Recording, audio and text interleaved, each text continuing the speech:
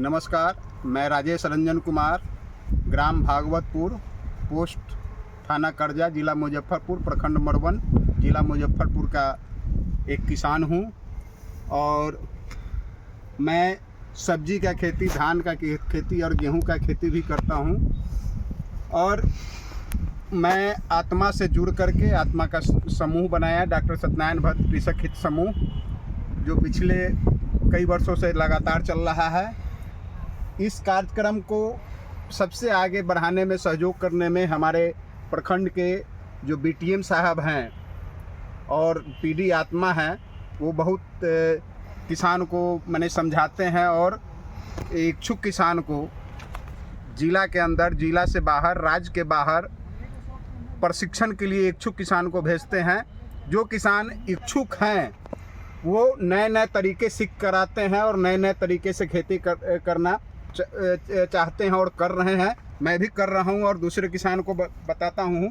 जैसे अभी आप देख रहे हैं कि मैं ऊपर में लौकी का खेती और नीचे में अभी धनिया का नर्सरी लगाया गया है। इसमें धनिया लगा हुआ है, साथ ही अभी फूलगोभी का नर्सरी, इधर देखा जाए फूलगोभी का नर्सरी लगा हुआ है और इसमें लगेगा।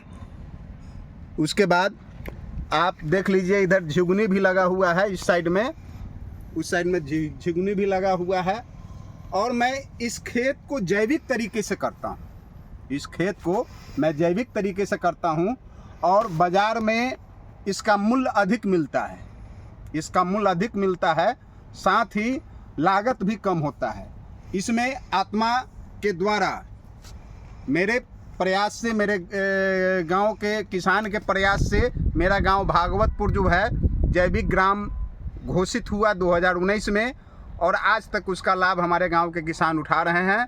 साथ ही बगल में हमारे गांव से 10-11 किलोमीटर की दूरी पर कृषि विज्ञान केंद्र है।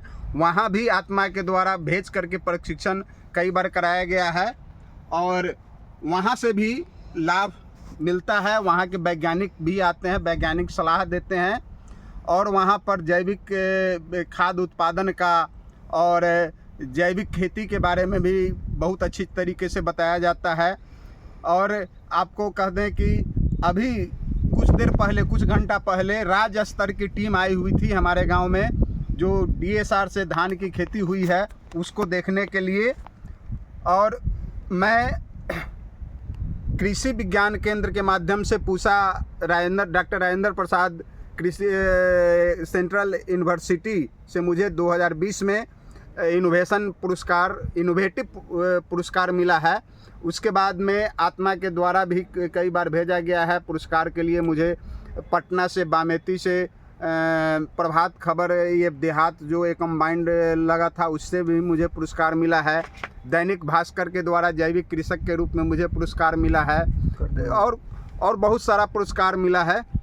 करनाल, इस बार अभी तुरंत आत्मा के द्वारा करनाल हम लोग गए थे, जहां बहुत ही अच्छा लगा। जो भी किसान जिला से गए थे उसमें वहां पर जो पशुपालन का, डेयरी का, जो पशुपालन करके दूध उत्पादन करके उसका प्रोसेसिंग करके कैसे किसान अधिक से अधिक लाभ उठा सके, उसके बारे में बताया गया। बहुत ही अच्छा, उसका कोई मैं वर्णन नहीं कहूँगा। किसान को जो चाहिए, जितना चाहिए, जो मैंने फर्स्ट एड पशुपालन कर रहा है उसको जितना ज़रूरी है वो सब चीज़ वस्तु स्थिति बताया गया।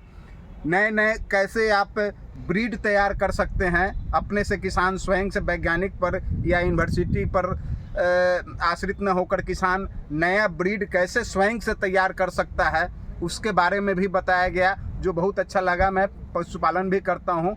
अभी मैं भैंस पाला हूँ और भैंस दूध दे रही है। अब उसमें नए ब्रीड की बात मैं सोचा हूँ और किसानों को, जब मैं वहाँ से आया 20 तारीख को लौट करके, तो 21 को मैं किसानों के बीच बैठा और जो भी पशुपालन करते हैं, गाय भैंस पाल रहे हैं हमारे गांव के किसान, उनको मैं नए ब्रीड कैसे जो अधिक दूध उत्पादन दे सके, उस पर मैं किसानों के बीच में चर्चा किया।